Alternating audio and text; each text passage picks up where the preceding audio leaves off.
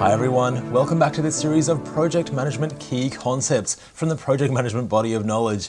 This one in particular is strategies for threats and strategies for opportunities. Seeing the differences between them, this will definitely come up in your PMP exam and being prepared for these also in the real world. So what is it? Well, strategies for threats and opportunities are plans of action that are considered for dealing with risks, both negative and positive in a project. So obviously opportunities being positive, threats being negative. And here broadly are the differences and the similarities between these two strategies that we'll use for these particular risks. So strategies for threats, as you can see, we've got to escalate that threat or the response to that threat. And it's the same for opportunities. And as you can see, strategies for threats, we've got accept as well. We might accept that threat. And the same, we've got accept for opportunities as well. Now the ones in between are different for the two approaches. So for threats, we've got avoiding the threat, transferring the threat, and mitigating that threat. And strategies for opportunities, we've got exploiting that opportunity, sharing that opportunity, and enhancing the opportunity. So just remember, escalate and accept are the same for threats and opportunities, or they're both used for threats and opportunities, but the ones in between are different. Let's quickly look at them in a bit more detail. There are 5 strategies considered for dealing with threats. So escalate, where we're escalating that risk or proposed response to a higher level. And that level, it's the level that would be affected. For example, the sponsor potentially or an executive within the company that you can, that's appropriate to escalate that risk or the risk response to.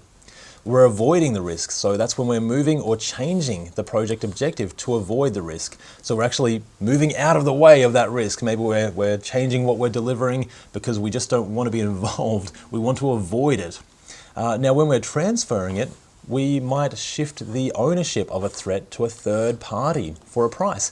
For example, that's what insurance does. We pay a premium and that shifts the risk to maybe the insurer instead of to us. And then they manage that risk and bear the impact if the threat occurs. For example, insurance, as you can see. Now, if we're mitigating the risk, then or the negative or the threat or the negative risk, then we're taking action to reduce the probability of the occurrence or the impact of that threat. So we're using things like prototyping or more testing or less complex processes to try and simplify things. So we're mitigating that occurrence, trying to reduce the probability of that threat occurring.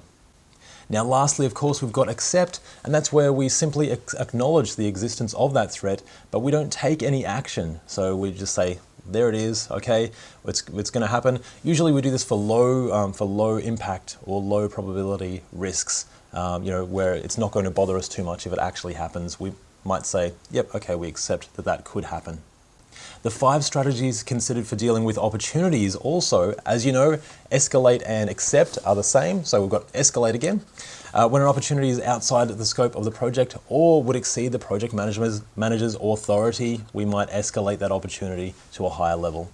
If we want to exploit the opportunity, it might be selected for high priority opportunities that come across our project, and the organization might want to ensure that opportunity is realized, so we're exploiting the opportunity.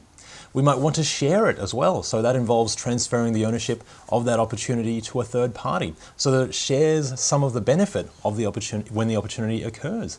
That might be within our organization, or it might be to another organization or something similar.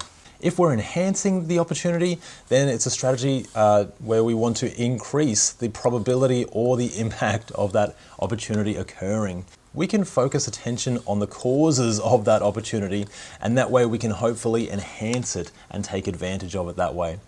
And finally, we might want to just accept that an opportunity is there.